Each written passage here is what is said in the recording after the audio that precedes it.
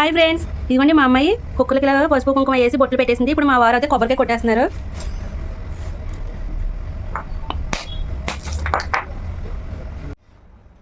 Friends, నేను చక్కెర పొంగల్ కోసం ఇలాగ పెసరపప్పు బియ్యం కడిగేసుకున్నానండి.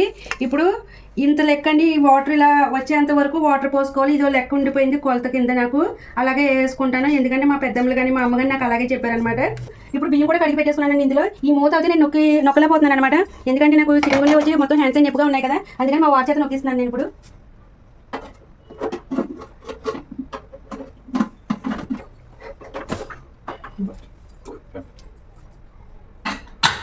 ఇప్పుడు 2 కుక్కర్లు పెట్టేసుకున్నానండి. ఒకటి రైస్కి, ఒకటి చక్కెర పొంగల్ చేస్తున్నాను. ఇది చిన్నది కాబట్టి కొంచెం మీడియంలో పెట్టుకున్నానండి మంట అవుతాని. మా రైస్ అయితే రెడీ అయిపోయిందండి. నిజంగా కుక్కర్లో రైస్ తిని 5 సంవత్సరాలు అవుతుందండి.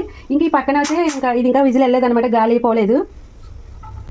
గాలి అయిపోయిందండి. ఇప్పుడు మూత తీసేసాను. ఇదిగో రైస్ మనకి ఇలా ఉడికిపోయింది.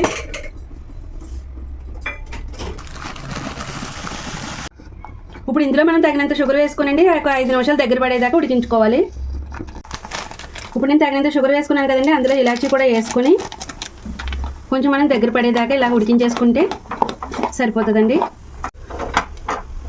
మనకి చక్కెర పొంగల్లో కానీ ఇప్పుడు నెయ్యి తీసుకున్నాను కదా, నేను అందులోకి ఇదిగోండి కొబ్బరి చిన్న చిన్న పీసెస్ కింద కట్ చేసుకున్నాను. మనకి చక్కెర పొంగల్లో ఇలా కొబ్బరి ముక్కలు ఉంటే చాలా బాగుంటుంది. ఇంకా జీడిపప్పు వేసుకున్నానండి. ఇప్పుడు ఇవి తాగిన తర్వాత ఇవి వేయించేసుకుంటాను. పక్కన నేను చికెన్ కూర వండుతున్నానండి. ఇప్పుడు అదే విజిల్ వేస్తుంది.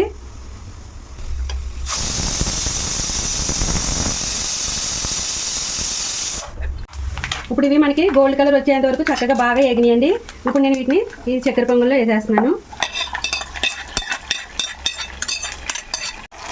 ఇప్పుడు దీన్ని బాగా మిక్స్ చేసేసుకోవాలి. ఇలాగా నేను మామూలుగా ఉడికించేటప్పుడు దగ్గరకు వచ్చేదాకా ఉడికించి మెత్తగా ఇలాగ ఉడికించేదాకా కొంచెం చాలా ఇబ్బంది నలిపి అలా చేసేదానండి. ఇప్పుడు కుక్కర్లోనే మంచిగా దానికి అదే స్మూత్గా మెత్తగా ఇలా అయిపోయింది, రెడీ అయిపోయింది. ఇప్పుడైతే చక్కెర పొంగలి. నేను చేసిన చక్కెర పొంగలి ఎలా ఉందో కమెంట్ చేయండి ఫ్రెండ్స్. మా కూర కూడా రెడీ అయిపోయిందండి. ఇంకా నేను తెచ్చిన కుక్కర్లో అయితే ఇది ఒక్కటే మిగిలిందనమాట. అన్నీ యూజ్ చేసాను అప్పుడే, ఒకటి రైస్కి, ఒకటి కూరకి, ఒకటి చక్కెర పొంగల్కి అన్నీ యూజ్ చేసేసాను. కూర కూడా చాలా చాలా బాగుందండి టేస్ట్. ఇంక ఇప్పుడు మేము తినేస్తాము. Thank you, bye by.